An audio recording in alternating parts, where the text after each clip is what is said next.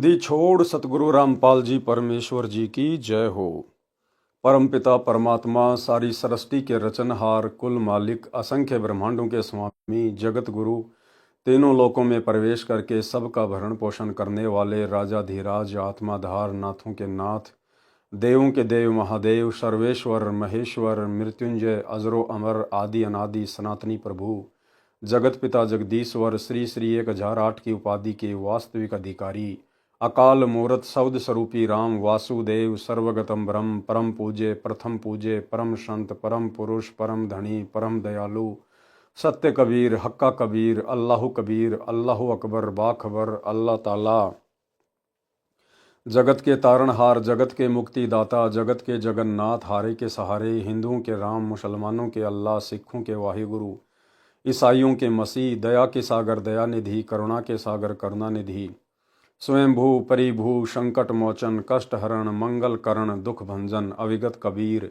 निर्विकार निर्विषम परमात्मा, अलय अलेख सतगुरु, आदि अनादि सतगुरु, असली मर्यादा पुरुषोत्तम, असली राम, असली कृष्ण, असली घनश्याम, असली मुरारी, राजाओं के राजा, महाराजाओं के महाराजा, शहंशाहों के शहंशाह, सम्राटों के सम्राट, भगवानों के भगवान, अल्लाहों के अल्लाह, प्रभुओं के प्रभु, मसीहाओं के मसीह, सच्चे वाहिगुरु, बाबाओं के बाबा, पीरों के पीर, सेठों के सेठ, जगत सेठ, सावड़सा सेठ, सर्वगुण संपन्न, अनंत कोटि कलाओं के स्वामी, अनंत कोटि ब्रह्मांडों के नायक, योगियों में महायोगी, ध्यानियों में महाध्यानी, सिद्धों में परम सिद्ध, ज्ञानियों में तत्व ज्ञानी, ब्रह्म ज्ञानी, महाज्ञानी, परम ज्ञानी, सर्वश्रेष्ठ ज्ञानी, विज्ञानी, युवा कबीर, समरथ कबीर, असमवात, अमित ओझा, सच्चे रहनुमा, करीम अल्लाह, सुभान अल्लाह, दुनिया के अंतिम पैगंबर, 8 सितंबर 1951 से गांव धनाना, जिला सोनीपत, हरियाणा, भारतवर्ष की पावन भूमि पे प्रकट रियल कल की भगवान श्री नारायण साकार हरि, श्री बाबा साहेब, शब्द स्वरूपी राम, संत शिरोमणि सतगुरु रामपाल जी परमेश्वर जी के चरण कमल में साध संगति से जुड़े हुए देश विदेश से हम सभी सत्सेवक भाई बहनों का अनंत कोटि दंडवत प्रणाम। सत्साई भाई और बहनों, दया पूज्य गुरुदेव भगवान की, सतगुरु रामपाल जी परमेश्वर जी की, जिनके विशेष आशीर्वाद से, जिनके विशेष रहमो करम से आप और हम सभी साध संगति से जुड़े हुए सत्सेवक भाई बहन गुरुदेव के तत्व ज्ञान को आधार बनाकर अपनी आत्मा के कल्याण हेतु निरंतर भक्ति मार्ग पर आगे की ओर बढ़ रहे हैं। भाई और बहनों, गुरुदेव भगवान की विशेष रजा, विशेष मेहर आप और हम सभी आत्माओं के ऊपर, जो हमें भक्ति मार्ग से संबंधित गूढ़ रहस्य उन्हीं के कर कमल से लिखित पवित्र ग्रंथ मुक्ति बोध से जानने, सुनने, पढ़ने और समझने को मिल रहे हैं। तो भाई और बहनों, मुक्ति बोध के ऊपर वीडियो बनाने की श्रृंखला जारी है। इसी श्रृंखला में आज हमारा ये तीसरे नंबर का वीडियो है। आज के वीडियो में परमात्मा ने सुमिरन के अंग का सारांश बताया है, जिसको अब हम आगे पढ़ेंगे। पवित्र ग्रंथ मुक्ति बोध, पेज नंबर 17, सुमरन के अंग का सरलार्थ, राग बिलावल से शब्द नंबर 17 भी पढ़ें। तत् कहन को राम है दूजा ना देवा, ब्रह्मा विष्णु महेश से जाके करते हैं सेवा। तत् कहन को राम है दूजा नहीं देवा, ब्रह्मा विष्णु महेश से जाके करते हैं सेवा। यानी एकमात्र परमात्मा कहने का अधिकारी, देवता कहने का अधिकारी केवल कबीर परमात्मा है। इसके अलावा ब्रह्मा विष्णु महेश तो उनकी सेवा करते हैं, उनके नौकर तुल्य हैं। जप तप तीरथ थोतरे जाकी क्या आशा, कोट यज्ञ पुण्य दान से जम कटे न फांसा। जप तप तीर्थ थोतरे जाकी क्या आशा, यानी सतगुरु के द्वारा जो भक्ति दी जाती है, जो दान धर्म करने की विधि बताई जाती है, सुमरण की विधि बताई जाती है, जो यज्ञ हवन बताया जाता है, उसके अलावा शास्त्र विरुद्ध जितने भी जप तप हैं, तीर्थ हैं, धाम हैं, आप चाहे कितनी उनकी यात्रा कर लो, कितना आप जी उन शास्त्र विरुद्ध मंत्रों का जाप कर लो, कितने आप जी व्रत कर लो, आपको किसी प्रकार से इस काल की जेल से छुटकारा नहीं मिल सकता। यम के दंड से, कर्म दंड से छुटकारा नहीं मिलता। तो गुरुदेव भगवान कहते हैं कि उनकी हम क्या आशा करें, जिनसे हमारा कोई काम ही ना सरे। जब तब तीर्थ थो तरे जाकी क्या आशा, कोटि यज्ञ पुण्य दान से जम कटे न फाशा। चाहे करोड़ों गाय दान कर दो, करोड़ों यज्ञ हवन करवा दो, लेकिन काल का दंड नहीं मिट सकता। जप तप तीर्थ थो तरे जाकी क्या आशा, कोट यज्ञ पुण्य दान से जम कटे न फाशा। यहाँ देन वहां लेन है यो मिटे न झगड़ा, वह बिना पंथ की बाट है पावे को दगरा। यानी बिना पंथ की बाट है, बिना रास्ते का सफर है, कैसे पाओगे उस परमात्मा को। इस काल ने तो हमें कर्मदंड में फंसा के रखा हुआ है। यहां लेन वहां देन है, यहां पर भक्ति करो जैसी भी आपको बता दी गई है, अपना भक्ति धन जमा करो और ऊपर जाकर ऊपर के लोकों में उसको समाप्त कर दो, अपने वो पुण्य भोग कर। तो परमात्मा कहते हैं ये झगड़ा तुम्हारा कभी नहीं मिटने वाला। इस प्रकार से जब तक तुम पूर्ण परमात्मा की शरण में नहीं आओगे, जो पूर्ण परमात्मा कबीर देव स्वयं सतगुरु बनकर तत्वदर्शी संत बनकर धरती पर प्रकट होते हैं अपना ज्ञान देने के लिए, जब तक हम इनकी शरण में नहीं आएंगे, इनके अनुसार जब तक नहीं करेंगे, सुमरण नहीं करेंगे, दान धर्म नहीं करेंगे, तब तक हमारा काल का कर्मदंड नहीं मिट सकता। यहां देन वहां लेन है यो मिटे न झगड़ा, वहां बिना पंथ की बाट है पावे को दगरा। बिन इच्छा जो देत है सो दान कहावे, फल बाचे नहीं तास कहा अमरापुर जावे। परमात्मा गुरुदेव भगवान हमें दान करने की विधि बता रहे हैं कि सबसे पहली बात तो ये कि दान हमेशा सुपात्र को किया जाता है। गुरु बिन माला फेरते, गुरु बिन देते दान, गुरु बिन दोनों निष्फल है चाहे पूछो वेद पुराण। गुरु बिन दान पुण्य जो करही, मिथ्या होए कभू न फल ही। और सुपात्र वर्तमान में इस पूरी पृथ्वी पर केवल सतगुरु रामपाल जी हैं, और कोई सुपात्र नहीं है जो आपका ज्योति पाठ और दान का पैसा लेने का अधिकारी है। तो कहते हैं सुपात्र को ही दान करना चाहिए, और दान भी निष्काम भाव से, बिना किसी इच्छा के। कोई सांसारिक या भौतिक डिमांड इच्छा आपकी नहीं होनी चाहिए, अन्यथा वो दान आपका यहीं पे खत्म हो जाएगा, वो आपके मोक्ष में किसी प्रकार से कोई काम नहीं आएगा। और यदि हम बिना किसी इच्छा के दान धर्म करते हैं सुपात्र को, तो वो दान धर्म हमारी यहाँ की आवश्यक इच्छित सांसारिक भौतिक इच्छाओं की भी पूर्ति करेगा, यानी हमें यहाँ भी परमात्मा सर्व लाभ देंगे, संकट में हमारी सहायता करेंगे, और वो दान हमारा मोक्ष में भी सहायक होगा। इसलिए गुरुदेव भगवान साधक को कह रहे हैं कि जब भी आप दान पुण्य करो, ज्योति पाठ करो, तो निष्काम भाव से करो, मन में कोई इच्छा मत रखो सिवाय मोक्ष के, आत्म कल्याण के, फिर वो दोनों जगह काम करेगा। बिन इच्छा जो देत है सो दान कहावे, फल बाचे नहीं तास का अमरापुर जावे। सकल दीप नोखंड के छतरी जिन जीते, सो तो पद में ना मिले विद्या गुण चीते। सकल दीप नोखंड के छतरी जिन जीते, और सोतो पद में ना मिले विद्या गुण चीते। यानी परशुराम जैसे जिन्होंने पूरी पृथ्वी के क्षत्रियों को काट दिया था, कहते हैं वो भी इस जंग को जीत नहीं पाया, यही काल के चक्कर में फंसा हुआ है जन्म और मरण में, क्योंकि बिना सतगुरु की सत भक्ति के यम दंड मिट ही नहीं सकता। कोटि उनचा पृथ्वी जिन दीनी दाना, परशुराम अवतार कुकीनी कुर्बाना। कंचन मेर सुमेर रे आए सब माही, काम धेनु कल वृक्ष रे सोदान कराही। सुर नर मुनि जन से वही सनकादिक ध्यावे, शेष सहस मुख रटत है जक पार ना पावे। यानी भाई और बहनों, आप और हमारा सौभाग्य देखिए, आप वर्तमान में इस कलयुग की पिछली पीढ़ी में जिस पूर्ण परमात्मा को, कबीर देव को, सतगुरु रामपाल जी परमेश्वर जी को, जो कि भक्ति और मुक्ति के दाता हैं, कहते हैं सुर नर मुनिजन। सुर यानी जितने भी देवता हैं, नर यानी जितने भी इंसान हैं, बड़े बड़े साधक हैं, मुनिजन सेव ही यानी जिसकी पूजा करते हैं, शनकादिक ध्यावें, शेष सहस यानी जो शेष नाग है वो भी अपने 1000 मुख से उस परमात्मा का नाम रटता है, जपता है, लेकिन उसके बाद भी वो उस पूर्ण परमात्मा की गति को प्राप्त नहीं हो पा रहे, उनको वो वास्तविक नाम प्राप्त नहीं है, इन सबको वो वास्तविक सतगुरु प्राप्त नहीं है, जो बड़े सौभाग्य से आज आप और हमें प्राप्त है। तो उनके द्वारा किए जाने वाला इतना प्रयास भी विफल है, बेकार है। और आप और हमें आज वो परमात्मा मिल गया जिनकी सत्य भक्ति से थोड़े समय में यदि हम मर्यादा में रहकर इस भक्ति मार्ग पर डटे रहे तो हम पूर्ण मोक्ष प्राप्त कर सकते हैं। तो आप और हम भाई बहन, बिचली पीढ़ी वाले, ये सुर नर मुनिजन सनकादिक शेषनाग, इन सब से कितने परम सौभाग्यशाली हैं। सुर नर मुनिजन से वही सनकादिक ध्यावे, शेष सहस मुख रटत है जाका पार ना पावे। ब्रह्मा विष्णु महेश रे देवा दरबारी, शंख कल्प युग हो गए जाके खुले न तारी।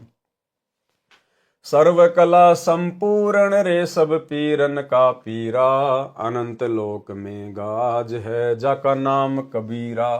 आज वो कबीर परमात्मा हमें प्राप्त हो चुके हैं। परले संख असंख रे पल माही बिहानी, गरीबदास निज नाम की महिमा हम जानी। यानी गरीबदास जी हमें बता रहे हैं कि इस निज नाम की कितनी जबरदस्त महिमा है। ये निज नाम कितना जबरदस्त है, आपके सदा सदा के लिए 84 के यम फंद को समाप्त कर देगा। वाणी नंबर 1-2।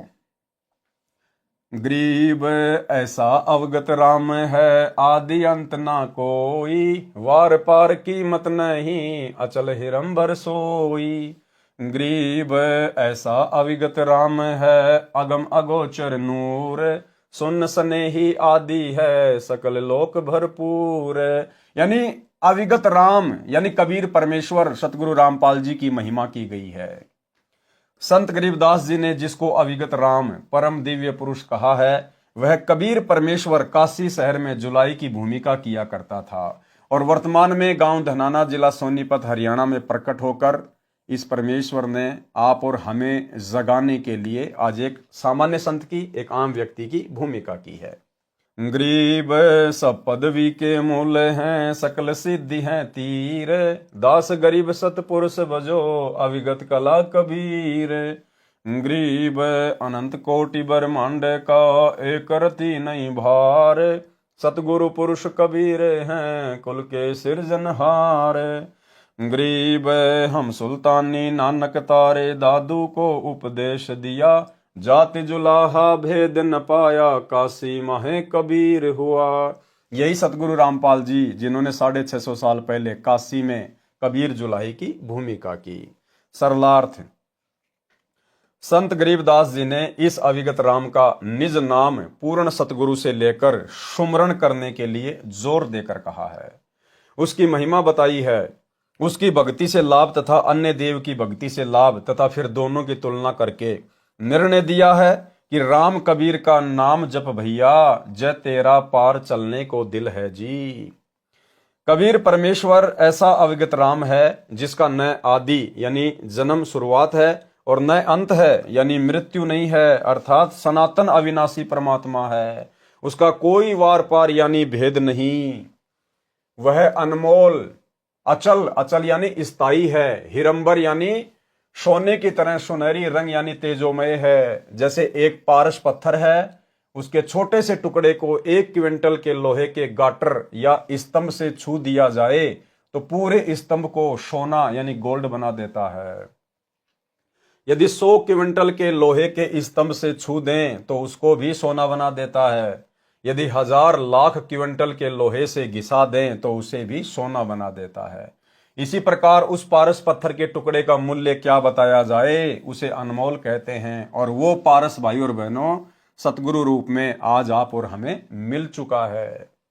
क्या आकाश का फेर है, क्या धरती का तोल, क्या परमेश्वर की महिमा कहें, जैसे क्या पारस का मोल।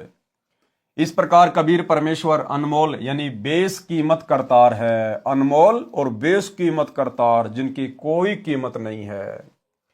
वह परमात्मा शून्य में आकाश में रहता है, वहीं से सब लोगों को अपनी शक्ति से भरपूर परिपूर्ण किए है। जैसे सूर्य करोड़ों किलोमीटर धरती से दूर आकाश में होते हुए भी पूरी पृथ्वी को अपने प्रकाश तथा उष्णता से परिपूर्ण कर रहा है। अगोचर नूर का अर्थ है अव्यक्त प्रकाश युक्त, जो सामान्य साधना तथा चरम दृष्टि से दिखाई नहीं देता है। वाणी नंबर 3 से 7। गरीब ऐसा अविगत राम है, गुण इंद्रिय से न्यारे, सुन सने ही रम रहा दिल अंदर दीदार। गरीब ऐसा अविगत राम है, अपरंपार अल्लाह, कादर को कुर्बान है, वार पार नहीं था। गरीब ऐसा अविगत राम है, कादर आप करीम, मीरा मालिक मेहरबान, रमता राम रहीम।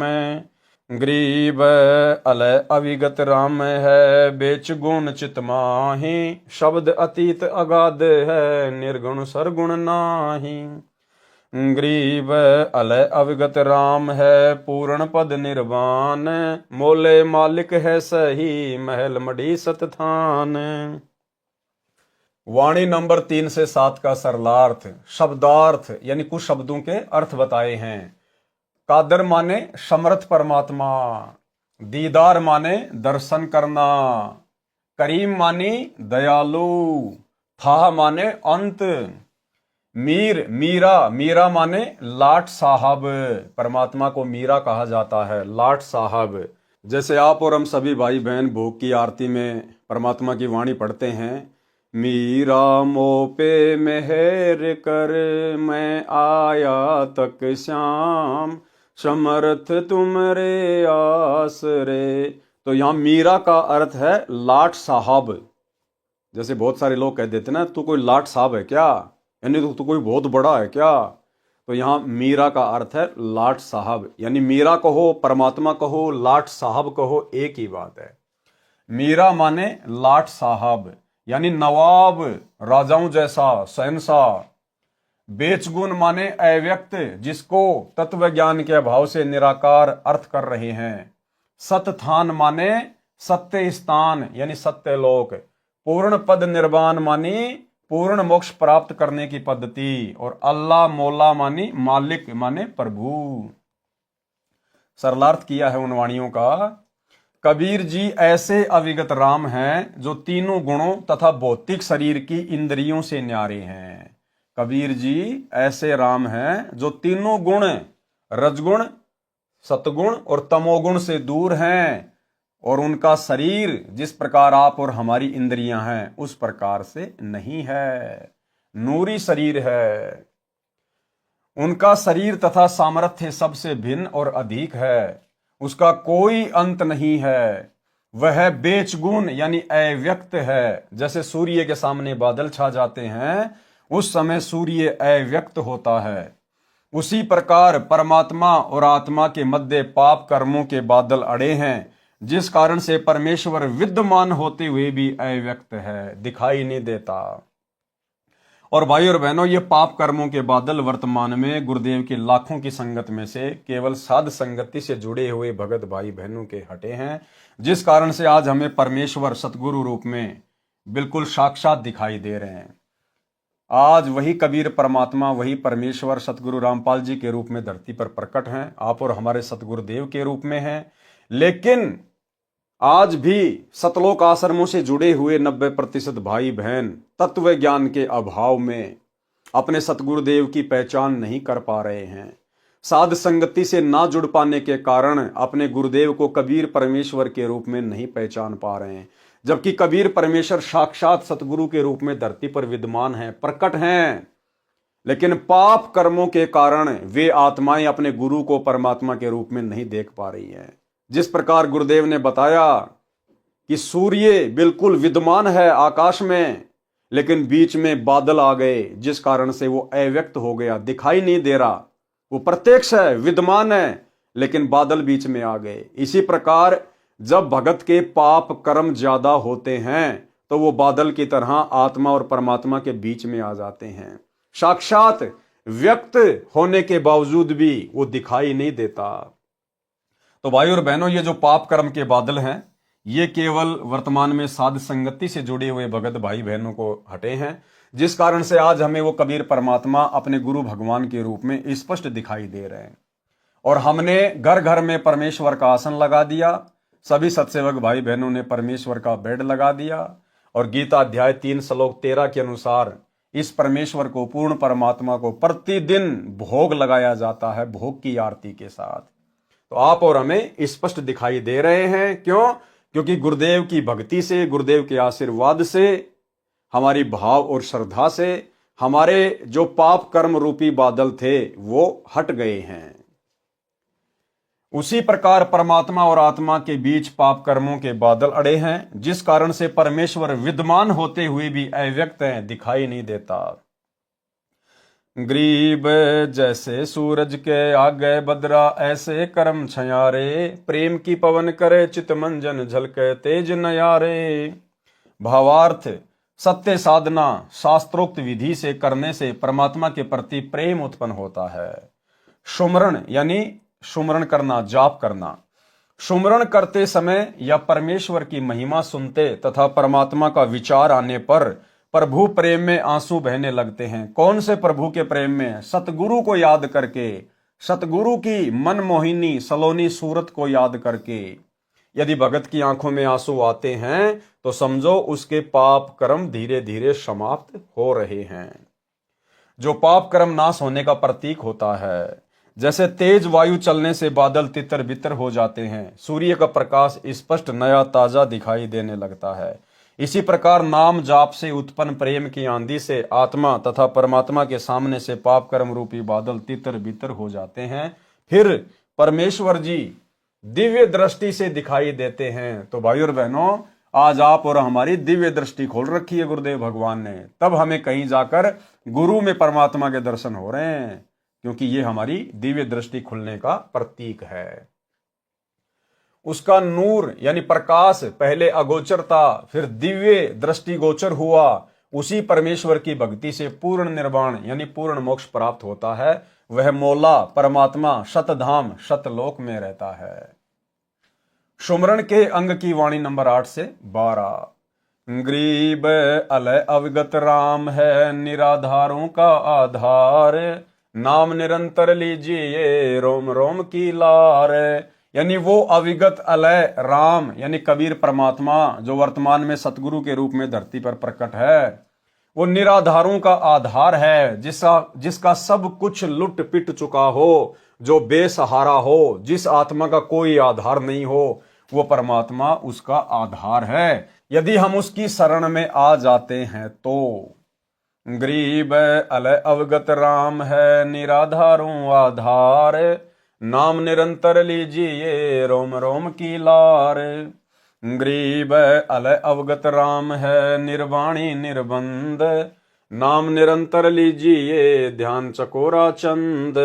यानी वो परमात्मा मोक्ष प्राप्त है, निर्वाणी है, निर्बंध है, उसकी शक्ति का कोई वारन पार नहीं है, अथाह है। यानी गुरुदेव भगवान की महिमा की गई है। ग्रीब अलय अवगत राम है, निर्वाणी निर्बंध, नाम निरंतर लीजिए ध्यान चकोरा चंद। ग्रीब अलय अवगत राम है, कीमत कही न जाई, नाम निरंतर लीजिए मुख से कह न सुनाई। ग्रीब अलय अवगत राम है, निर्वाणी निर्बंध, नाम निरंतर लीजिए ज्यों हिल मिल मीन संबंध। ग्रीब दों दीन मद एक है, अलय अलेख पिछाण, नाम निरंतर लीजिए भक्ति हेत उरान। वाणी नंबर 8 से 12 का सरलार्थ। अब गुरुदेव इन वाणियों का सरलार्थ लिख रहे हैं। उस अविगत राम कबीर के निज नाम यानी वास्तविक नाम का जाप सुमरण निरंतर करो। यानी जिस भी भगत भाई को प्रथम नाम मिला है या सतनाम मिला है या गुरुदेव से सार नाम मिला है, उसको निरंतर अन्य समस्त चिंताओं का परित्याग करके और निरंतर उस नाम का सुमरण करते रहना चाहिए।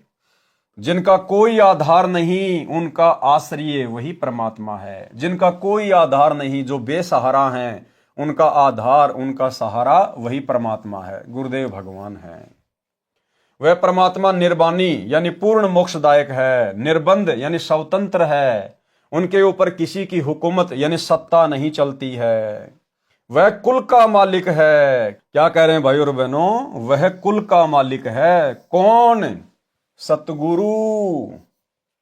विशेष संदेश नंबर 71, उसमें गुरुदेव भगवान कह रहे हैं कि ये काल ब्रह्म अर्जुन को गीता का ज्ञान देते समय कह रहा है कि अर्जुन, यदि तुझे पूर्ण मोक्ष प्राप्त करना है तो गीता अध्याय 4 श्लोक 34 में वर्णित उस तत्वदर्शी संत की शरण में जा, उसको भली भांति दंडोत प्रणाम कर आधीनी के साथ पेश आ, तब वो महात्मा तुझे तत्व ज्ञान का उपदेश करेंगे और वही कुल का मालिक है।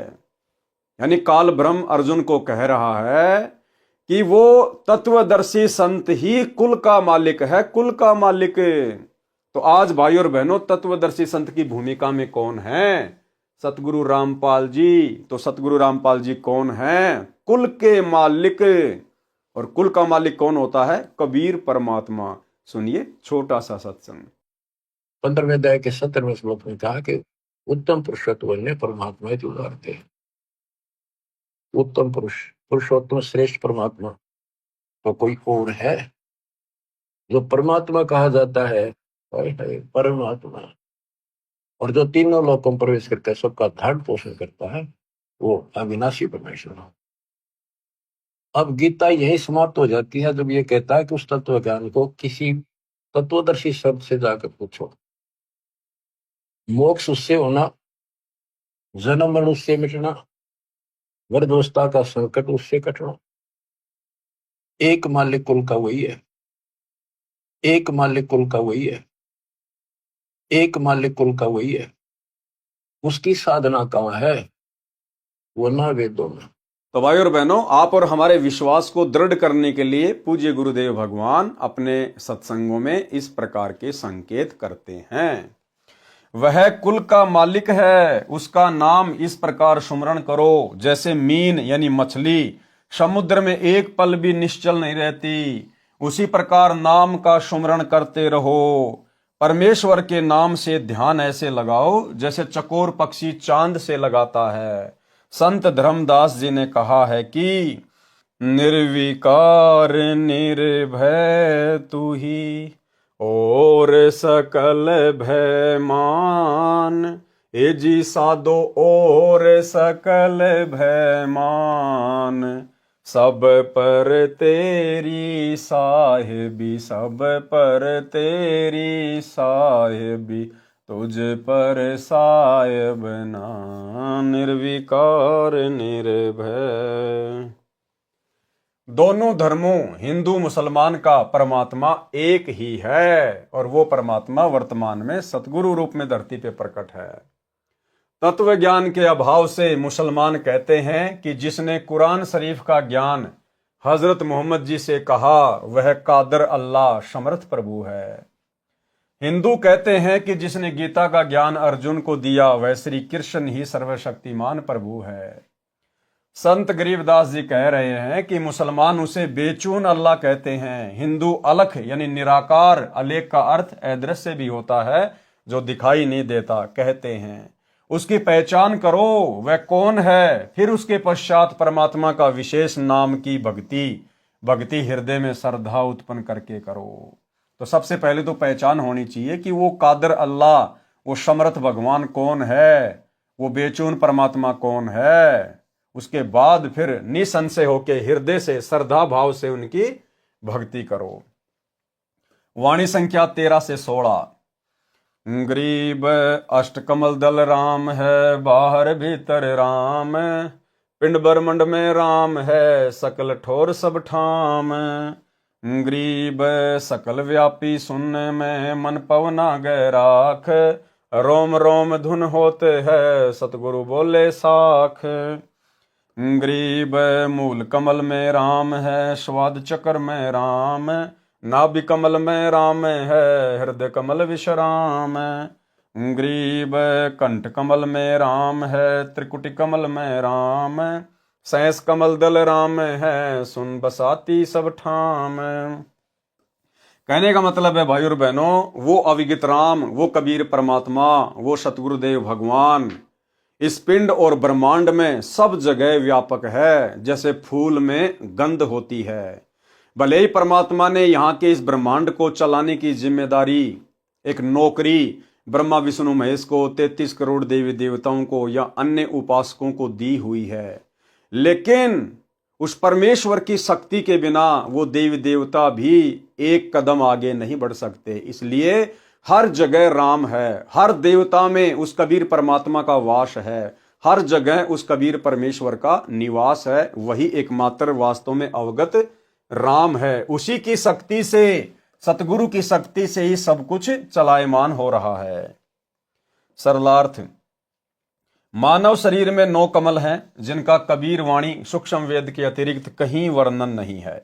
ऋषि महर्षि केवल 7 कमल बताते हैं, परंतु परमेश्वर कबीर जी ने अपने द्वारा बनाए शरीर का यथार्थ ज्ञान कराया है।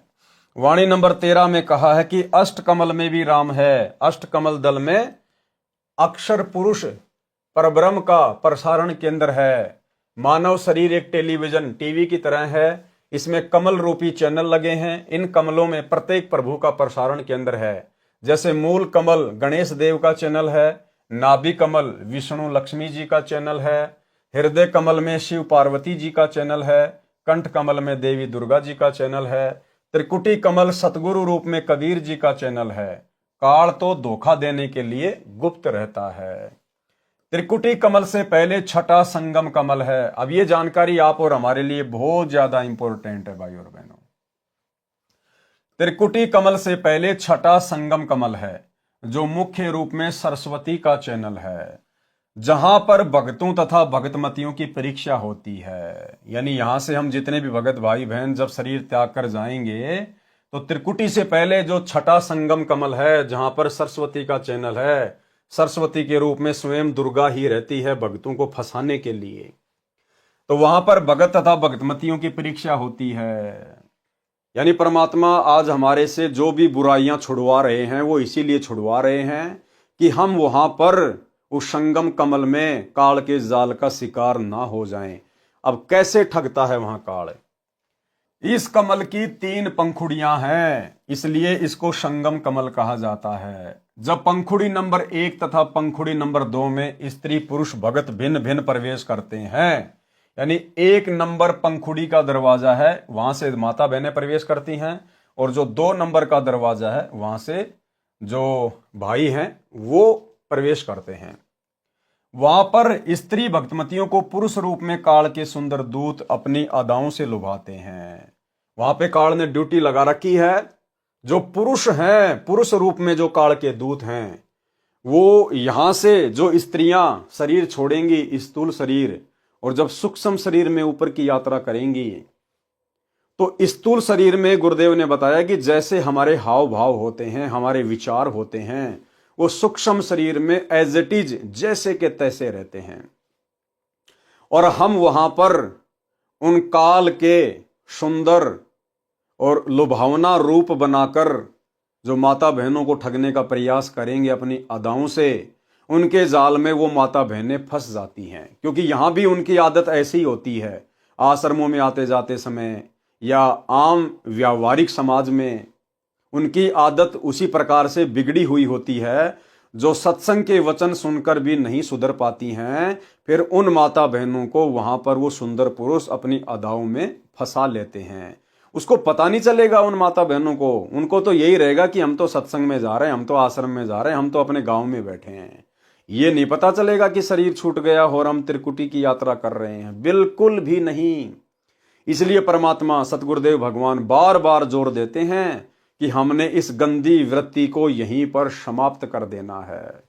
और देखो भाई और बहनों, कितनी बड़ी दया है गुरुदेव भगवान की। इसलिए दास बारंबार कहता है कि साध संगति भक्ति मार्ग का ट्रेनिंग सेंटर है। अब साध संगति में गुरुदेव भगवान की प्रेरणा से भगत भाई बहनों ने आपस में भाई बहन के संबंध बना लिए हैं। जो पति पत्नी के रिश्ते में थे, अब इस मार्ग में आने के बाद उन्होंने भाई बहन के संबंध स्थापित कर लिए।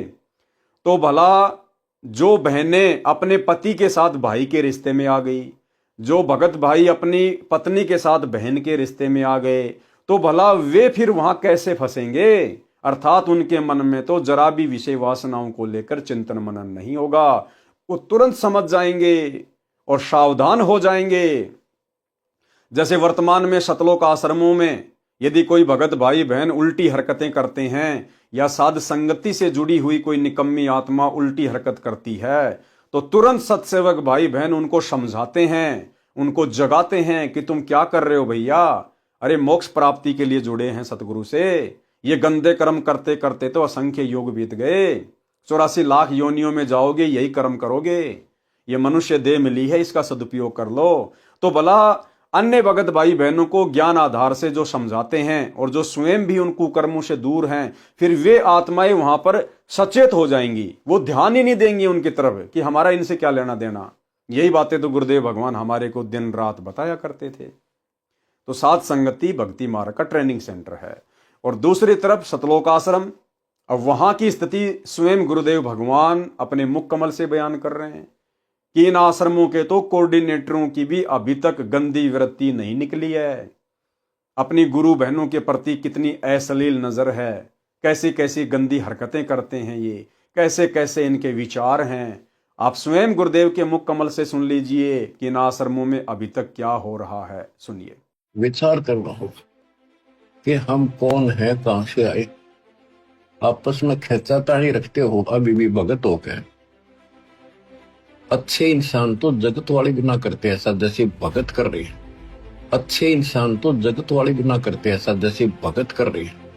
अच्छे इंसान तो जगत वाले भी ना करते ऐसा जैसे भगत कर रहे हैं। किसी को छोटी सी सेवा दे देते, कोऑर्डिनेटर बना दिया, वो ने सोचा मैं खुदा बन गया। अरे इतना शिक्षा तो बने, मजदूर बनो सीखो, मजदूर।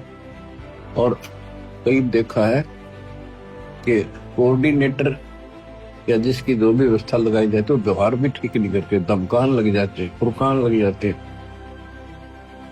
और कुछ ऐसी भी शिकायतें आई हैं जो बहन बेटियों के साथ गलत मैसेज भी डालते हैं। तो वो दुष्ट लोग ना तो कोऑर्डिनेटर के योग्य है, ना वो भगत के योग्य। और कुछ ऐसी भी शिकायतें आई हैं जो बहन बेटियों के साथ गलत मैसेज भी डालते हैं। तो वो दुष्ट लोग ना तो कोऑर्डिनेटर के योग्य है, ना वो भगत के योग्य। और कुछ ऐसी भी शिकायतें आई हैं जो बहन बेटियों के साथ गलत मैसेज भी डालते हैं। तो वो दुष्ट लोग ना तो कोऑर्डिनेटर के योग्य है, ना वो भगत के योग्य। तो ऐसा तो संगत माई कुसंगत उपजेगी, और ऐसी कुसंगत होगी फिर हम रखेंगे नहीं उसको खेत में। किसान उस कुबाड़ को पाड़ कर खेत तो बाहर फेंक देता है, तो उसको आप मिशन से निकाल दिया जाया करेगा। सुधर जाओ, एक के नहीं सुनी जाया करती थी, सामूहिक शिक्षा दी जाती है, अमल कर लो इन पे। कर्म बतेरे फोड़ लिए, इस ज्ञान का असर क्या हुआ? थोड़ा सा सुख होते फिर पक्के एजेंट काल के बन जाते, बकवाद वही करनी, भगवान से दूर हो जाएगा। थोड़ा सा सुख होते फिर पक्के एजेंट काल के बन जाते, बकवाद वही करनी, भगवान से दूर हो जाएगा। थोड़ा सा सुख होते फिर पक्के एजेंट काल के बन जाते, बकवाद वही करनी, भगवान से दूर हो जाएगा। तो भाई और बहनों, ये दया गुरुदेव भगवान की वर्तमान में साध संगत पर है, और हमने इस दया को इसी प्रकार से बना के रखना है ताकि हम संगम कमल में काल के जाल का शिकार ना हो। वहां पर स्त्री भक्तमतियों को पुरुष रूप में काल के सुंदर दूत अपनी अदाओं से लुभाते हैं। जिन स्त्रियों का मन भक्ति के कारण निश्चल हो चुका है, यानी जिन माता बहनाओं का मन भक्ति के कारण निश्चल हो गया है, डगमग नहीं है, वे उनके जाल को समझकर अपने गंतव्य की ओर बढ़ जाती हैं। और जो कच्ची होती हैं वे वही आड़ पकड़ जाती हैं, वो उनके चक्रों में आ जाती हैं, उनकी अदाओं पे आकर्षित हो जाएंगी। वो उनको दूत वहां बने सुंदर एकांत स्थान पर ले जाकर उनसे यौन संबंध बनाकर भ्रष्ट करके काल जाल में फंसाकर सरस्वती रूप में विराजमान दुर्गा देवी के पास ले जाते हैं। वह उस भगतमती को बहुत प्यार देती है, कौन? दुर्गा, तथा अपने स्थान पर रख लेती है। कुछ दिन उपरांत धर्मराज के दरबार में ले जाकर उसका हिसाब करवाया जाता है। तत्पश्चात उसके पुण्य तथा भक्ति कर्म अनुसार स्वर्ग में अप्सरा बना दी जाती है। इसी प्रकार पुरुष भगत पंखुड़ी 2 में प्रवेश करते हैं। वहां पर 72 करोड़ सुंदर अप्सराएं रहती हैं। उन पुरुषों को वे अपनी अदाओं से लुभाकर जाल में फंसाती हैं। किन पुरुषों को? जो यहां पर उसी प्रकार की गंदी सोच में लिप्त रहेंगे, भक्ति करते करते भी जिनकी गंदी सोच नहीं निकली है। जैसे कुछ ही समय पहले सात संगति से दो आत्माओं को निकाला गया है, भगत राजेश दास और एक भगतमती थी, उसका नाम मुझे वर्तमान में ध्यान नहीं आ रहा। वो दिल्ली की रहने वाली थी। उनकी अश्लील चैट उनके मोबाइल में पकड़ी गई। बाहर संगत में तो भाई बहन होने का दिखावा कर रहे थे, अंदर ही अंदर काल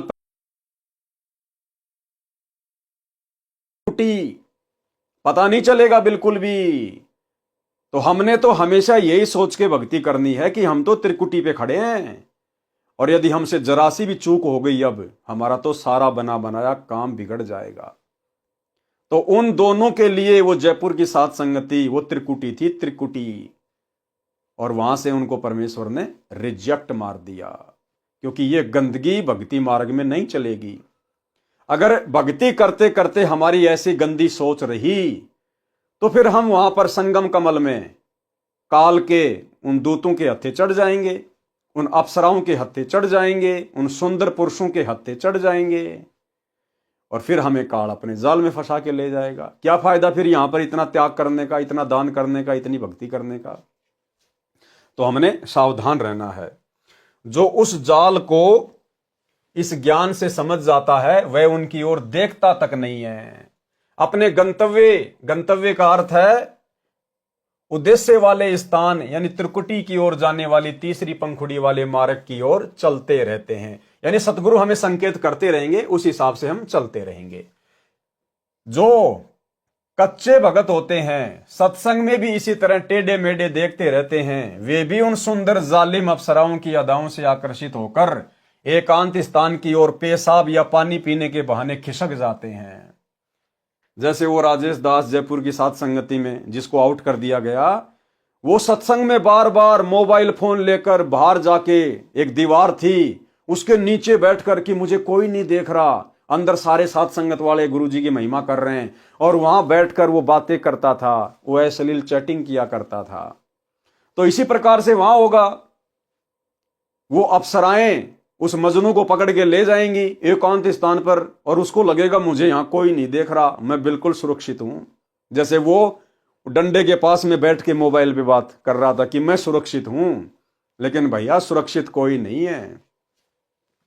जो कच्चे भगत होते हैं, सत्संग में भी इसी तरह टेढ़े मेढ़े देखते रहते हैं, वे भी उन सुंदर जालिम अप्सराओं की अदाओं से आकर्षित होकर एकांत स्थान की ओर पेशाब या पानी पीने के बहाने खिसक जाते हैं। आगे वह अप्सरा संकेत करके आगे आगे चल पड़ती है, पीछे पीछे मजनू भगत इधर उधर देखता हुआ अपने आप को सुरक्षित जानकर उस काल के कूप में गिरकर नष्ट हो जाता है। उसको भी कुछ दिनों उपरांत उसी अप्सरा के साथ धर्मराज की कोर्ट में भेजकर उसके कर्मों का हिसाब करवाकर स्वर्ग में कर्मानुसार देवपद या पारखत पद देकर उसको ठग लिया जाता है। इसलिए भाई और बहनों, गुरुदेव भगवान बार बार अपने सत्संग में कहते हैं कि पुण्यात्माओं, तुम त्रिकुटी की परीक्षा में फेल ना हो पाओ, इसके लिए तुम यहीं पर अपने धर्म कर्म को ठीक कर लो, अपनी सोच को ठीक कर लो। एक छोटा सा सत्संग जिसमें गुरुदेव बार बार त्रिकुटी की परीक्षा का जिक्र करते हैं, सुनिए। बताया जाता है कभी अपनी नियत किसी के दूसरे के धन पे या पराई स्त्री पे भूल कर सपने में भी नहीं करना। अपने मन को हमने परमात्मा के रंग में रंगना है, और यहाँ से चलते समय फिर ये बकवाद बहाऊंगी। जैसे त्रिकुटी पर गए, वहां तो काल का भयंकर जाल है, वहां डांस हो रहे हैं, बड़ी बड़ी स्टेज लगा कर सुंदर सुंदर लड़कियां नाच रही हैं, और आपकी जैसी वृत्ति यहाँ होगी, उड़े जा खड़े होगी नौकर का थाने, इतने वो परमात्मा डालेंगे काल गुद्दी पकड़ के, अरे ठोक देगा उड़े, फिर ठाके स्वर्ग में अंडे जी धक्के खांदे। ये कर्मता संग जन्म हो गया हमने करता ने। तो ये जैसा स्वभाव आप यहाँ बनाओगे, ये आपके आगे काम आओगा। तो भाई और बहनों, अब सात संगति से जुड़ने के बाद, और ये इतने सारे ढेर सारे उदाहरण, ये प्रमाण गुरुदेव के कर कमल से लिखित इन पवित्र ग्रंथों में जो हमारे सामने आ रहे हैं, ये बार बार इसीलिए आप और हमारे सामने प्रस्तुत करवाए जा रहे हैं ताकि आप और हम सावधान हो जाएं। हम बिल्कुल भी काल के जाल में फंसने वाली हरकतें यहां पर ना करें। पर नारी को देखिए बहन बेटी के भाव, कहे कबीर काम नाश का यही सहज उपाय। पर नारी और पर धन हमने मिट्टी समझकर चलना पड़ेगा, मिट्टी समझकर, क्योंकि हमें तो सबसे बड़ा धन सतगुरु मिल गया, भक्ति धन मिल गया। अगर यहां पर हमारी सोच नहीं सुधरी, हमारे आचार विचार में परिवर्तन नहीं आया, तो हम त्रिकुटी की परीक्षा में पास नहीं हो पाएंगे। जो भगत या भगतमती परीक्षा पास करके उस तीसरी पंखुड़ी में यानी सत्य मार्ग पर चलकर त्रिकुटी में प्रवेश कर जाते हैं, वे एक परीक्षा से और गुजरते हैं। इस तीसरी पंखुड़ी के मुख्य द्वार को संगम कहते हैं। जैसे भारत देश के उत्तर प्रदेश के इलाहाबाद शहर के पास गंगा दरिया तथा जमुना दरिया एक हो जाती है, तीसरी दरिया सरस्वती नीचे से आकर मिलती बताई गई है, उस स्थान को संगम कहा जाता है। इसी प्रकार यह छठा कमल संगम कमल भी कहा जाता है। सातवां त्रिकुटी कमल है, इसमें दो पंखुड़ी हैं, एक सफेद तथा दूसरी काली। सफेद स्थान पर परमेश्वर कबीर जी सतगुरु रूप में विराजमान हैं। जैसे मेरे रामपाल दास से दीक्षा प्राप्त भक्तों के लिए मेरा रूप बनाकर परमेश्वर मिलते हैं, यानी होते तो गुरुदेव भगवान स्वयं ही हैं, ये स्वयं कबीर परमात्मा है, स्वयं ही ये सतगुरु हैं, लेकिन अपने आप को छुपाते हुए कह रहे हैं। दीक्षा प्राप्त भक्तों के लिए मेरा रूप बनाकर परमेश्वर मिलते हैं। काल ब्रह्म भी धोखा करने के लिए सतगुरु का रूप बनाता है। जिन भक्तों ने ज्ञान ठीक से समझ रखा होता है, वे सतनाम तथा सारनाम का सुमरण करके जांच करते हैं। सुमरण के पश्चात भी यदि सतगुरु रूप है तो वास्तविक परमेश्वर है। यदि नकली सतगुरु काल ब्रह्म होगा तो सुमरण से उसका नकली सतगुरु रूप समाप्त हो जाएगा।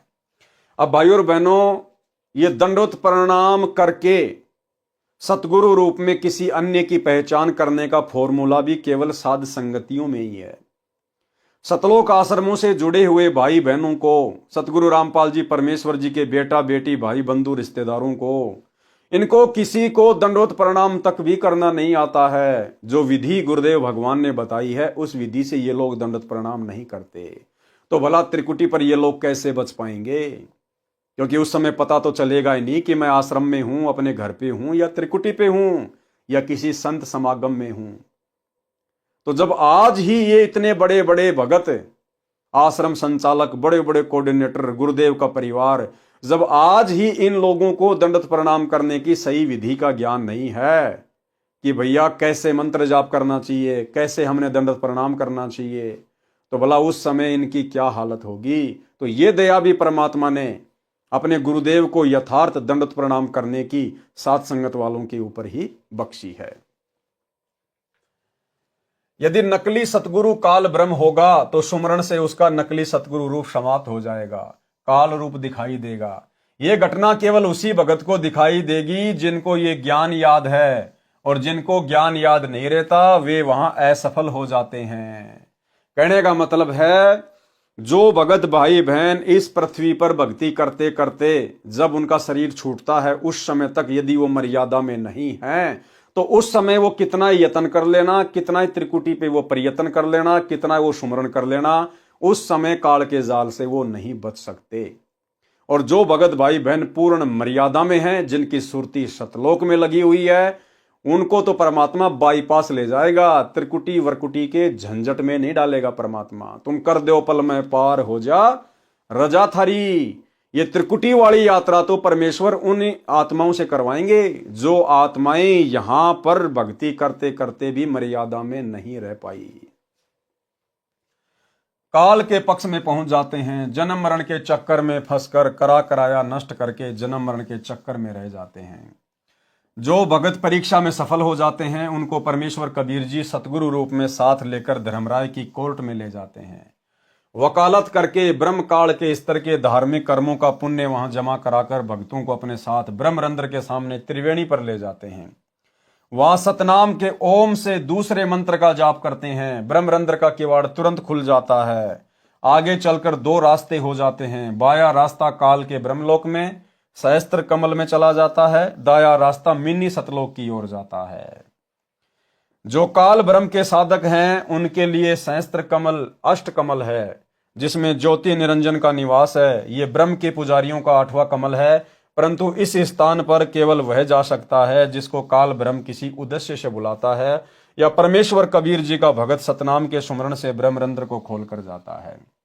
अब देखो भाई और बहनों, ये जितनी भी जानकारी है शरीर के कमलों से संबंधित है, ये जानकारी आप और हमारे विशेष कोई काम की नहीं है। ये तो परमात्मा केवल इसलिए लिख रहे हैं ताकि कोई ये ना समझे कि भाई कबीर जी अनपढ़ थे, उनको शरीर के कमलों का ज्ञान नहीं था, या गरीबदास जी अनपढ़ थे, उनको ज्ञान नहीं था, या सतगुरु रामपाल जी को संस्कृत नहीं आती, ये संत नहीं हो सकते, इनको ज्ञान नहीं है।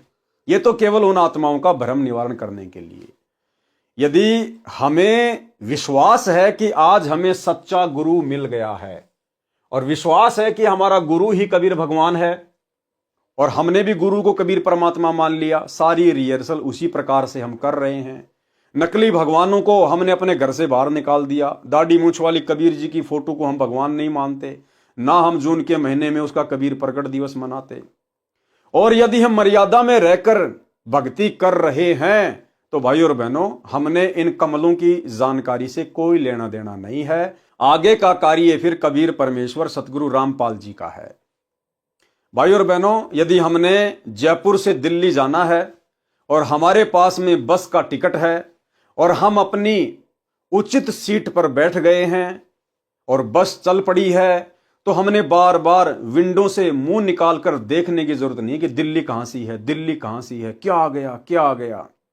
अगर वो बस ओके है, आपकी टिकट पक्की है और आपकी सीट कंफर्म है और आप बैठे हुए हैं, तो वो बस आपको दिल्ली ही ले जाकर उतारेगी। आपको बार बार देखने की जरूरत नहीं है दिल्ली आई नहीं आई, दिल्ली आई नहीं आई।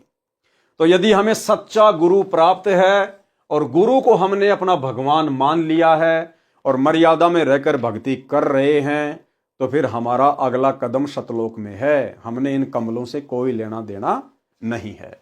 परमेश्वर कबीर जी का भगत सतनाम के सुमरण से ब्रह्मरंध्र को खोल कर जाता है। जहां दो रास्ते ब्रह्मरंध्र के बाद आते हैं, वहां जाते ही ओम का जाप अपने आप बंद हो जाता है।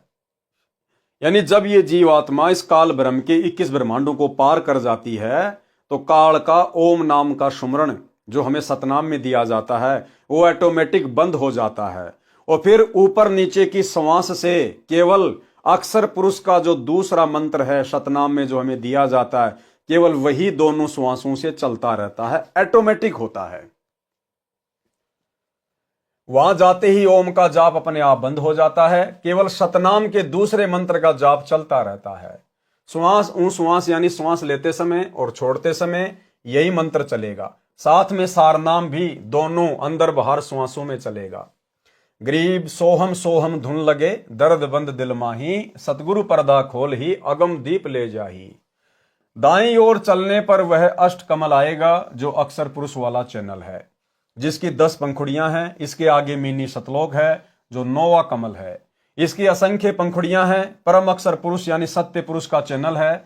इस प्रकार प्रत्येक कमल में राम यानी प्रभु है, परंतु पूर्ण परमात्मा सत्य पुरुष कुल का मालिक होने से प्रत्येक कमल में अपनी अदृश्य शक्ति से विद्यमान रहता है, जैसे फूल में गंध रहती है। इस 9वें कमल का संबंध हृदय कमल जो चौथा कमल शिव पार्वती का है उसमें भी है। मिनी सतलोक वाला सीन दृश्य वहां भी टीवी की तरह एक कोने में चलता रहता है। वहां परमेश्वर अन्य रूप में होने से पहचान नहीं आता, उसे कोई ऋषि जानकर विशेष महत्व नहीं देते। संत गरीबदास जी ने कहा है कि सकल व्यापी यानी सब कमलों तथा सर्व ब्रह्मांडों में व्यापक परमात्मा शून्य यानी आकाश में रहता है। उसकी सत्ता शपर है, वह सकल व्यापी यानी वासुदेव है। गीता अध्याय 3 श्लोक 15 में सर्वगतम ब्रह्म का अर्थ है सर्वव्यापी ब्रह्म यानी वासुदेव परम अक्षर ब्रह्म है। हे साधक, तू मन तथा श्वास को नाम मंत्र पर दृढ़ता से लगाए रखे। वाणी नंबर 17 से 21। गरीब अचल अभंगी राम है, गलता ना दमलीन, सुरत नृत्य के अंतरे बाजे अनहद बीन। गरीब राम कहा तो क्या हुआ, उर्मे नहीं यकीन, चोर मुशे घर लूटे ही 5-25 3। गरीब एक राम कहते राम हैं, जिनके दिल हैं एक, बाहर भीतर रम रहा पूर्ण ब्रह्म अलेख। गरीब राम नाम निज सार है, मूल मंत्र मन माही, पिंड ब्रह्मंड से रहित है, जननी जाया नाही। गरीब राम रटत ना ढील कर, हरदम नाम उचार, अमी महारस पीजियो यो तत् बारंबार।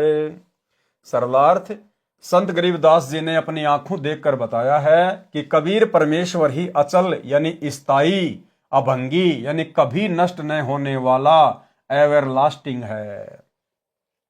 नाम का जाप सुरती तथा नृत्य से यानी ध्यान लगाकर करने से सतलोक में होने वाली धुन सुनाई देने लगेगी।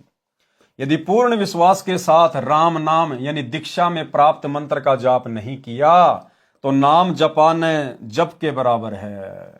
उस साधक पर पांचों विकार काम क्रोध मोह लोभ अहंकार तथा प्रत्येक की 5-5 प्रकृति जो कुल 25 हैं तथा तीनों गुण रजगुण सतगुण तमगुण मिलकर ये चोर आपके जीवन रूपी श्वास धन को मुस रहे हैं यानी चुरा रहे हैं।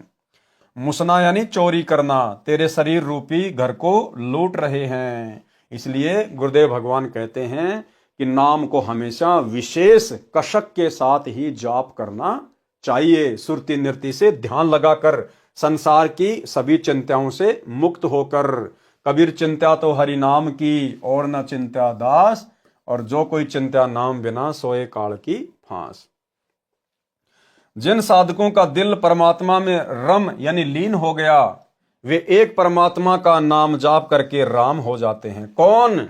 जिन्होंने अपने गुरु को ही भगवान मान लिया, गुरु को ही परमात्मा मान लिया। एक परमात्मा में, यहां कहा जा रहा है एक परमात्मा में। तो सबसे पहले तो हमने पहचान करनी है कि एक परमात्मा कौन है। हमारे गुरुदेव भगवान है या वो दाढ़ी मूछ वाला नकली कबीर है। उसके बाद हमारी सुरती नृत्य लगेगी, हमारी पूरी श्रद्धा बनेगी। तो ये पहचान भी गुरुदेव के आशीर्वाद से उस एक परमात्मा की केवल सात संगत वाले भाई बहनों को हो पाई है कि वो एकमात्र कबीर परमात्मा सृष्टि का रचनहार सतगुरु रामपाल जी परमेश्वर जी हैं। जिन साधकों का दिल परमात्मा में लीन हो गया वे एक परमात्मा का नाम जाप करके राम हो जाते हैं, यानी आध्यात्मिक शक्ति प्राप्त करके देव के समान पद प्राप्त कर लेते हैं, यानी देवताओं जितनी आध्यात्मिक शक्ति वाले हो जाते हैं। परमात्मा शरीर के कमलों में तथा बाहर सब जगह विद्यमान है। वाणी नंबर 20-21। परमात्मा प्राप्ति के लिए साधना करने में राम नाम यानी गुरु जी से प्राप्त सत्य मंत्र ही निज सार हैं, यानी विशेष महत्व रखता है। वह मूल मंत्र मन में समाया रहे यानी निरंतर जाप करता रहे। वह परमात्मा जिसका जाप मूल मंत्र सार नाम है वह पिंड यानी शरीर तथा ब्रह्मांड से भिन्न आकाश में बने अमर धाम में रहता है। उसका जन्म किसी माता से नहीं हुआ, ना सतगुरु जननी जने जाके माना बाप, पिंड ब्रह्मांड से रहित ना वहां तीनों ताप। वाणी नंबर 21। अब उस राम का सुमरण यानी सुमरण करने में ढील ना कर, प्रत्येक श्वास यानी हरदम से नाम का उच्चारण कर। यह सुमरण रूपी अमृत को पी ले। ये तत्व यानी निष्कर्ष है, बार बार इस नाम के जाप का आनंद ले।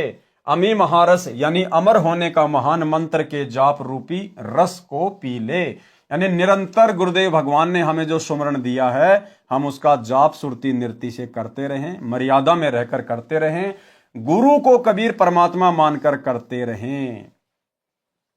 वाणी नंबर 22-24।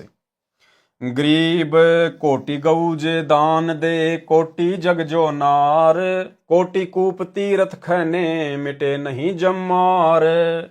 गरीब कोटिक तीरथ व्रत करी, कोटि गज कर दान, कोटि अश्व विप्रो दिए मिटे न खेचा तान। गरीब पार्वती के उर्धरा अमर भीषण माही, सुखदेव की 84 मिट्टी निरालम निज नाम। यानी गुरुदेव भगवान हमें समझाना चाह रहे हैं कि बिना सतगुरु और बिना सतगुरु के सतनाम के आप चाहे कितने भी नकली नामों का जाप कर लो, राधे राधे श्याम मिला दे, हरे राम हरे कृष्णा ओम नमो भागवते, कुछ भी आप कितनी ही ये पुराणों के अनुसार गऊ दान में दे दो, कितने आप जी हवन यज्ञ करवा लो, कितने आप जी कुएं खुदवा लो, बावड़ियां खुदवा लो, तालाब खुदवा लो, कितने आप जी घोड़े दान में दे दो ब्राह्मणों को, लेकिन इस काल के साथ जो जन्म मरण की खींचातान है वो नहीं मिट सकती। वो तो केवल सतगुरु की शरण में आकर, सतगुरु को परमात्मा मानकर, और सतगुरु ने हमें जो दीक्षा मंत्र दिए हैं उनका अंतिम श्वास तक मर्यादा में रहकर सुमरण करने से ही कटेगा।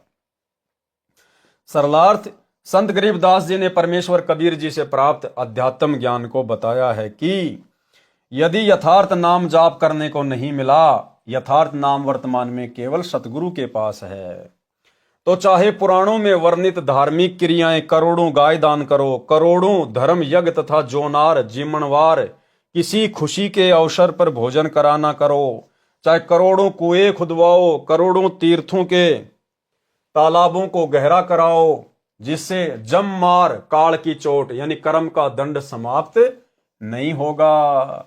चाहे करोड़ों तीर्थों का भ्रमण करो, करोड़ों व्रत रखो, करोड़ों हाथी दान करो, चाहे करोड़ों घोड़े ब्राह्मणों को दान करो, उससे जन्म मरण तथा कर्म के दंड से होने वाली खींचातान यानी दुर्गति समाप्त नहीं हो सकती। भक्ति मुक्ति के दाता सतगुरु भक्ति मुक्ति के दाता, और उस साहिब के हुक्म बिना नहीं तरवर पात हिलनता। केवल गुरु ही भक्ति और मुक्ति के दाता हैं। वाणी नंबर 24 का भावार्थ है कि जैसे पार्वती पत्नी शिव शंकर को जितना अमृतत्व भगवान शिव जितनी आयु नाम प्राप्ति के बाद जिएगी, फिर दोनों की मृत्यु होगी, इतना मोक्ष भी देवी जी को शिव जी को गुरु मानकर निज मंत्रों का जाप करने से प्राप्त हुआ है। ऋषि वेद व्यास जी के पुत्र सुखदेव जी को अपनी पूर्व जन्म सिद्धि का अहंकार था, जिस कारण से बिना गुरु धारण किए ऊपर के लोकों में सिद्धि से उड़कर चला जाता था। जब श्री विष्णु जी ने उसे समझाया और स्वर्ग में रहने नहीं दिया, तब उसकी बुद्धि ठिकाने आई। राजा जनक से दीक्षा ली, तब सुखदेव जी की उतनी मुक्ति हुई जितनी मुक्ति उस नाम से हो सकती थी। परमेश्वर कबीर जी अपने विधान अनुसार राजा जनक को भी त्रेता युग में मिले थे। उनको केवल हरियम नाम जाप करने को दिया था, क्योंकि वे श्री विष्णु जी के भगत थे। वही मंत्र सुखदेव को प्राप्त हुआ था, जिस कारण से वे श्री विष्णु के लोक के स्वर्ग रूपी होटल में आनंद से निवास कर रहे हैं। वहीं से विमान में बैठकर राजा परीक्षित को भागवत कथा सुनाने आए थे, फिर वही लौट गए। गरीब ऋषभ देव के आईया कवि नामे करतार, नो योगेश्वर में रमा जनक विदेही उधार। भावार्थ, परमेश्वर कबीर जी अपने विधान अनुसार कि परमात्मा ऊपर के लोक में निवास करता है, वहां से गति करके आता है, सतलोक से गति करके आता है, अच्छी आत्माओं को मिलता है, उनको अपनी वाणी द्वारा भक्ति करने की प्रेरणा करता है। जैसे आज गुरुदेव भगवान ने सत्संग यानी वाणी द्वारा आप और हमें भक्ति करने की प्रेरणा दी है। आदि आदि जो पूर्व में विस्तार से लिख दिया है। राजा ऋषभ देव जैन धर्म के प्रथम तीर्थंकर को मिले थे। अपना नाम कबीर देव बताया था। ऋषभ देव जी ने अपने धर्म गुरुओं ऋषियों से सुन रखा था कि परमात्मा का वास्तविक नाम वेदों में कवि यानी कबीर देव है। परमात्मा कवि ऋषि नाम से ऋषभ देव को भक्ति की प्रेरणा देकर अंतर ध्यान हो गए थे। नौ नाथों गोरखनाथ, मच्छंद्रनाथ, जलंधरनाथ, चरपटनाथ आदि आदि को समझाने के लिए उनको मिले तथा राजा जनक विदेही यानी विलक्षण शरीर वाले को विदेही कहते हैं, उनको सत्य ज्ञान बताकर उनको सही दिशा दी। राजा जनक से दीक्षा लेकर सुखदेव ऋषि को स्वर्ग प्राप्त हुआ, परंतु वह पूर्ण मोक्ष नहीं मिला, जो गीता अध्याय 15 श्लोक 4 में कहा है। ये सौभाग्य तो भाई और बहनों आप और हमें प्राप्त हुआ है। तत्वदर्शी संत से तत्व ज्ञान समझने के पश्चात आध्यात्मिक अज्ञान को तत्व ज्ञान रूपी शस्त्र से काटकर उसके पश्चात परमेश्वर के उस परम पद की खोज करनी चाहिए, जहां जाने के पश्चात साधक लौटकर संसार में कभी नहीं आते। जिस परमेश्वर से संसार रूपी वृक्ष की प्रवृत्ति विस्तार को प्राप्त हुई है, यानी जिस परमेश्वर ने संसार की रचना की है, केवल उसी की भक्ति करो। यानी जब हमें सतगुरु मिल जाए और सतगुरु का जब हमें तत्व ज्ञान सुनने को मिल जाए, सतगुरु का तत्व ज्ञान सबसे बड़ा शस्त्र है, जो अज्ञान, पाखंड और शास्त्र विरुद्ध साधनाओं का सत्यानाश कर देता है। उसके बाद साधक की सुरती फिर सतलोक में लग जाती है, अपने गुरु के चरणों में लग जाती है, और वही साधक अंत में पूर्ण मोक्ष प्राप्त कर पाता है। वाणी नंबर 24 में यही स्पष्ट किया है कि यदि स्वर्ग जाने की भी तमन्ना है तो वे विशेष निज मंत्रों के जाप से ही पूरी होगी, परंतु ये इच्छा तत्व ज्ञान के अभाव से है। जैसे गीता अध्याय 2 श्लोक 46 में बहुत सटीक उदाहरण दिया है कि सब ओर से परिपूर्ण जलाशय प्राप्त हो जाने पर छोटे जलाशय में मनुष्य का जितना प्रयोजन रह जाता है, उसी प्रकार तत्व ज्ञान की प्राप्ति के पश्चात विद्वान पुरुष का वेदों यजुर्वेद सामवेद अथर्ववेद ऋग्वेद में प्रयोजन रह जाता है। भावार्थ, तत्व ज्ञान की प्राप्ति के पश्चात अन्य देवताओं से होने वाले क्षणिक लाभ, स्वर्ग व राज्य प्राप्ति से अधिक सुख समय तथा पूर्ण मोक्ष, गीता अध्याय 15 श्लोक 4 वाला मोक्ष जो परमेश्वर परम अक्षर ब्रह्म, गीता अध्याय 8 श्लोक 3 8 9 10 20 से 22 वाले परमेश्वर के जाप से होता है, उसकी जानकारी के पश्चात साधक की जितनी श्रद्धा अन्य देवताओं में रह जाती है। यानी जब हमें सतगुरु मिल जाएगा, सतगुरु से हमें पूरा तत्व ज्ञान मिल जाएगा, सृष्टि रचना का अनमोल ज्ञान सुनने को मिल जाएगा, अध्यात्म का दाना दाना सतगुरु हमें समझा देगा, उसके बाद हमारी आस्था यहाँ के देवी देवताओं के लोक में जाने की, स्वर्ग में जाने की बनेगी ही नहीं। जिस प्रकार आदमी किसी छोटे तालाब के सहारे है और यदि उसको किसी बड़े तालाब का पता चल जाए तो बड़े तालाब की प्राप्ति के बाद जैसी आस्था उसकी छोटे तालाब में रह जाती है, ऐसी स्थिति सतगुरु से पूर्ण ज्ञान प्राप्त करने के बाद इन देवी देवताओं की भक्ति और इनके लोकों में रह जाती है।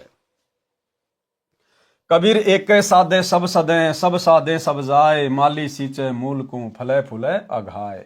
और भाई वो एकमात्र साधना के योग्य परमात्मा वर्तमान में सतगुरु रामपाल जी हैं। भावार्थ, गीता अध्याय 15 श्लोक 1 से 4 को इस अमृतवाणी में संक्षिप्त करके बताया है कि जो ऊपर को मूल वाला तथा नीचे को तीनों गुण रजगुण ब्रह्मा, सतगुण विष्णु, तमगुण शिव रूपी शाखा वाला संसार रूपी वृक्ष है। कबीर अक्षर पुरुष एक पेड़ है, निरंजन वाकी डार, तीनों देवा शाखा है, पात रूप संसार। जैसे पौधे को मूल की ओर से यानी जड़ की ओर से पृथ्वी में रोपण करके जड़ की सिंचाई की जाती है, तो उस जड़ परमात्मा परम अक्षर ब्रह्म की पूजा से पौधे की परवरिश होती है।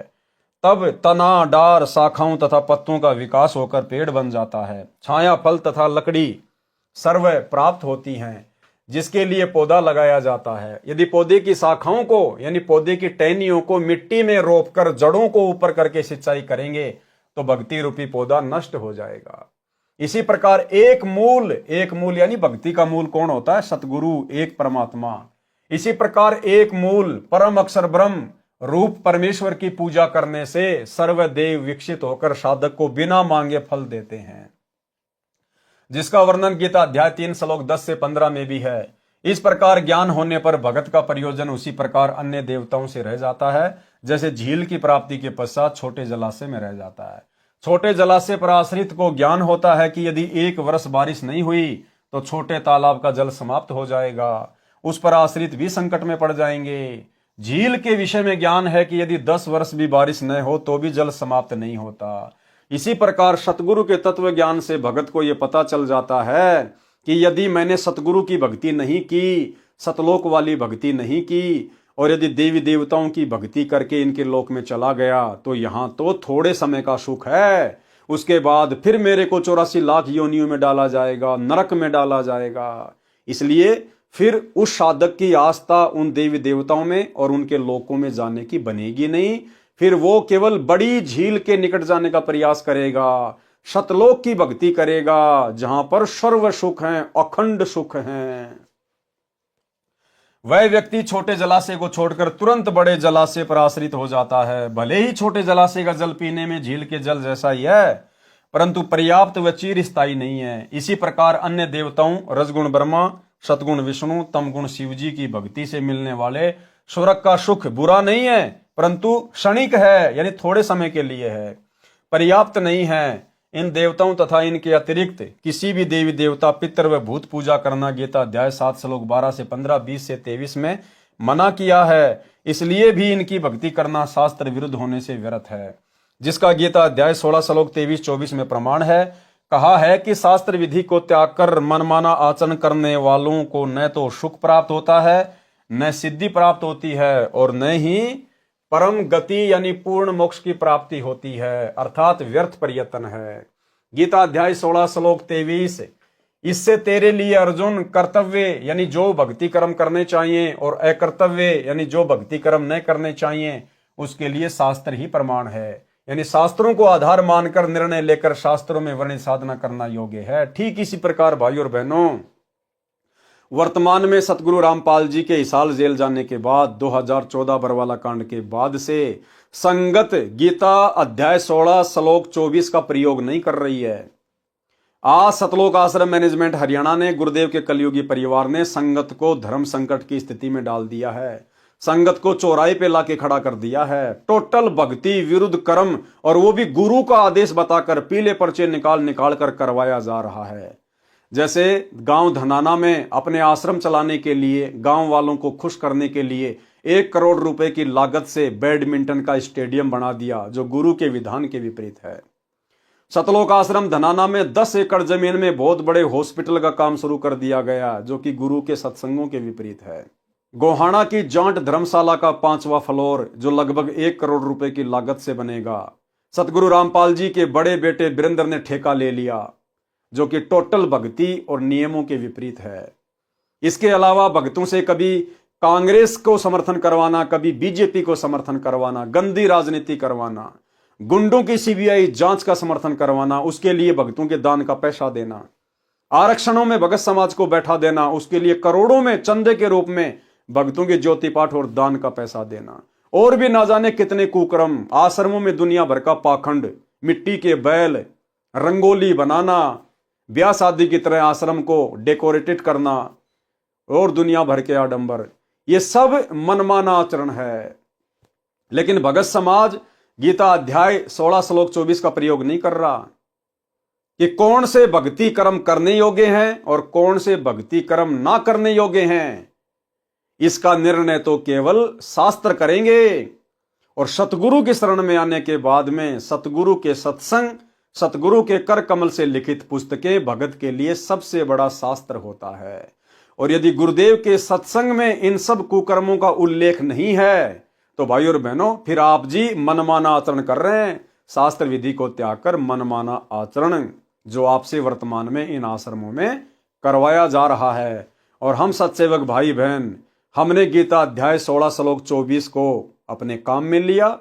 हमने इस श्लोक के आधार से जो भी उल्टे आचरण करने के आदेश, जो भी घटिया कर्म करने के आदेश सतलोक आश्रम मैनेजमेंट हरियाणा के द्वारा संगत में पारित किए गए, हमने सीधे सीधे उनके ऊपर अमल ना करके पहले अपने गुरुदेव भगवान के सत्संगों को बीच में रखा, गुरुदेव भगवान के शास्त्रों को, उनकी पुस्तकों को बीच में रखा, अर्थात ज्ञान को आधार बनाकर सोचा कि जो कर्म हमसे वर्तमान में कोऑर्डिनेटरों के माध्यम से या गुरुदेव के परिवार वालों के माध्यम से करवाए जा रहे हैं, ये गुरुदेव के सत्संगों के अनुसार है या सत्संगों के विपरीत है। और जब हमें लगा कि ये तो शास्त्र विधि को त्याग के मनमाना आचरण करवाया जा रहा है, तो हमने बिल्कुल नकार दिया कि भैया हम तुम लोगों के कहे अनुसार भक्ति मार्ग पर ये उल्टे कर्म नहीं कर सकते। तो भाई और बहनों, आज हमारी जान बची, अर्थात हमारी भक्ति बची, हमारी मर्यादा बची। बाकी सतलोक आश्रमों से जुड़े हुए भाई बहनों की कोई मर्यादा सुरक्षित नहीं है। वाणी नंबर 25, गरीब अगम अनाहद भूमि है, जहां नाम का दीप एक पलक बिछुड़े नहीं, रहता नैनों बीच। सरलार्थ, उस परमेश्वर का द्वीप यानी सतलोक अगम अनाहद काल के तथा अक्षर पुरुष के लोकों से आगे वाली विशाल धरती है। अनहद माने जिसकी हद यानी सीमा ना हो। सतलोक विसीमित है, वह परमात्मा तत्व ज्ञान प्राप्त साधक की आंखों का तारा बनकर रहता है। अब देखो, बहुत सारे भगत भाई बहन शंका जाहिर करते हैं। वैसे तो गुरुदेव भगवान ने अपने सत्संगों में कई बार जिक्र किया है, तो कई भगत भाई बहन कहते हैं कि भगत जी मुझे अपनी आंखों के सामने जो है वो काली काली धारियां सी दिखाई देती हैं। कोई कहता कि वो मक्खी जैसी दिखाई देती है, आंखें बंद करते हैं तो भी वो दिखाई देती है। तो गुरुदेव ने बताया वो क्या है, वो आपकी भक्ति का पैमाना है। अगर आपको अपनी आंखों के सामने वो काली काली धाराएं दिखाई देती हैं, किसी को वो जो है मक्खी जैसी, तो किसी को लाइन जैसी, तो किसी को स्प्रिंग जैसी, अगर यूं नजर करेंगे तो वो इधर जाएगा, यूं नजर करेंगे तो इधर जाएगा, ऊपर देखेंगे तो ऊपर को जाएगा, आंखें बंद करेंगे तो भी वो दिखाई देगा। तो गुरुदेव ने बताया ये आपकी भक्ति कमाई है जो आपकी आंखों के सामने दिखाई देती है। और जिस भगत को ये दिखाई देता है इसका मतलब है कि सतगुरु सदा उसके साथ में है। सतगुरु एक क्षण भी उस भगत से दूर नहीं होता है। वो कमाई उसके पिछले जन्म की भी हो सकती है, वो कमाई उसकी वर्तमान भक्ति से भी हो सकती है। और उस कमाई को हमने सुरक्षित रखना चाहिए। यदि सतगुरु शरण नहीं है तो सतगुरु की शरण में अति शीघ्र आना चाहिए, अन्यथा थोड़े समय बाद वो रेखाएं दिखना बंद हो जाएंगी, हमारी बैटरी डिस्चार्ज हो जाएगी। और यदि हम सतगुरु की शरण में आ जाते हैं तो उसके बाद वो बढ़ती चली जाएंगी। ना बढ़े तो भी कोई बड़ी बात नहीं है, समाप्त हो जाएं तो भी कोई बड़ी बात नहीं है, वो समाप्त भी सतगुरु के आशीर्वाद से होंगी। लेकिन एक बार आपको विश्वास दिलाने के लिए परमात्मा आपको दिखाता है कि आपकी भक्ति सही चल रही है और सतगुरु पल पल आपके साथ में है। वह परमात्मा तत्व ज्ञान प्राप्त साधक की आंखों का तारा बनकर रहता है। एक पल यानी एक क्षण भी दूर नहीं होता। भगत को आंखों के सामने कुछ रेखाएं दिखाई देती हैं, वे परमात्मा की भक्ति का सांकेतिक तोल माप है। वाणी नंबर 26 से 37। गरीब साहिब साहिब क्या करे, साहिब है प्रतीत, भैंस सिंह साहिब या पांडे गावे गीत। कि भाई साहिब साहिब क्या करते हो, साहिब तो विश्वास में है, प्रतीत यानी विश्वास। कहे कबीर सुनो बे साधो मैं तो हूं विश्वास में। लेकिन विश्वास भी सच्चे सतगुरु पर करना होगा, सच्चे सतगुरु के मंत्रों पर करना होगा। गरीब साहिब साहिब क्या करे, साहिब है प्रतीत, भैंस सिंह साहिब भया पांडे गावे गीत। ये एक कथा है जिसका जिक्र आगे गुरुदेव भगवान ने किया है कि विश्वास के आधार पर कैसे आप भगवान को प्रकट कर सकते हैं। गरीब राम सरी के राम है, संत सरी के संत, नाम सरीखा नाम है, नहीं आदि नहीं अंत। गरीब महिमा सुन निज नाम की, गहे द्रौपदी चीर, दुशासन से पचमरे अंत न आया वीर। गरीब सेतु बंध्या पाहन तीरे, गज पकड़े थे ग्राह, गणिका चढ़ी विमान में निर्गुण नाम मला। गरीब बारद डारी कबीर जी, भगत हेत है काज, सेऊ को तो सिर दिया बेची बंदगी नाज। गरीब कहाँ गोरख कहाँ दत्त थे, कहाँ सुखदेव कहाँ व्यास, भक्ति हेत से जानिए तीन लोक प्रकाश। गरीब कहाँ पीपा कहाँ नामदेव, कहाँ धन्ना बाजीद, कहाँ रैदास कमाले थे, कहाँ थे फकर फरीद। गरीब कहाँ नानक दादू होते, कहाँ ज्ञानी हरिदास, कहाँ गोपी चंद भरथरी ये सब सतगुरु पाश। गरीब कहाँ जंगी चरपट होते, कहाँ अधम सुल्तान, भक्ति हेत प्रकट भये सतगुरु के परवान। गरीब कहाँ नारद प्रहलाद थे, कहाँ अंगद कहाँ शेष, कहाँ विभीषण दूरु होते भगत हिरंबर पेश। गरीब कहाँ जयदेव थे कपिल मुनि, कहाँ रामानंद साध, कहाँ दुर्वासा कृष्ण थे भक्ति आदि अनाद। गरीब कहाँ ब्रह्मा कहाँ वेद थे, कहाँ शनकादिक चार, कहाँ शंभु कहाँ विष्णु थे भक्ति हेत दीदार। सरलार्थ संत गरीबदास जी ने बताया है कि साहिब यानी राम राम क्या करता फिरता है, साहिब तो प्रतीत यानी विश्वास में है। जैसे भैंस का टूटा हुआ सींग जो व्यर्थ कूड़े में पड़ा था, वह भगत के विश्वास से साहिब यानी परमात्मा बन गया। पंडित गुरु को विश्वास नहीं था, वह केवल परमात्मा की महिमा के गुणगान निज स्वार्थ के लिए कर रहा था। भैंस का सींग बना भगवान। तो भाई और बहनों, आज के वीडियो में हम केवल इतना ही लेंगे। आज पवित्र ग्रंथ मुक्ति बोध के ऊपर हमारा ये 3रे नंबर का वीडियो था। कल रात्रि 8 बजे इसके 4थे नंबर के वीडियो में हम आगे बढ़ेंगे और परमेश्वर ने इन वाणियों का सरलार्थ किया है। अब धीरे धीरे बहुत सारी जो कथाएं हैं वो आगे चलना शुरू हो जाएंगी। उन कथाओं के माध्यम से हमारा विश्वास बढ़ेगा, हमारी दृढ़ता बढ़ेगी और धीरे धीरे हम इसी प्रकार से अपने गुरुदेव के प्रति पूर्णतया समर्पित हो जाएंगे और हमें इतना ज्ञान हो जाएगा, इतनी जानकारी हो जाएगी, और ज्ञान से ही भय बनता है, भय बिना भक्ति नहीं होती, और हम कभी सौपन में भी सतगुरु की मर्यादा तोड़ने का ख्याल अपने दिमाग में नहीं लाएंगे, तभी हम भक्ति मार्ग पर सफल हो पाएंगे। तो आज की वीडियो में केवल इतना ही। कल रात्रि 8 बजे फिर जुड़िए। तब तक गुरुदेव भगवान हम सबको आज्ञा दें, इजाजत दें, आशीर्वाद दें। बंदी छोड़ सतगुरु रामपाल जी भगवान की जय हो।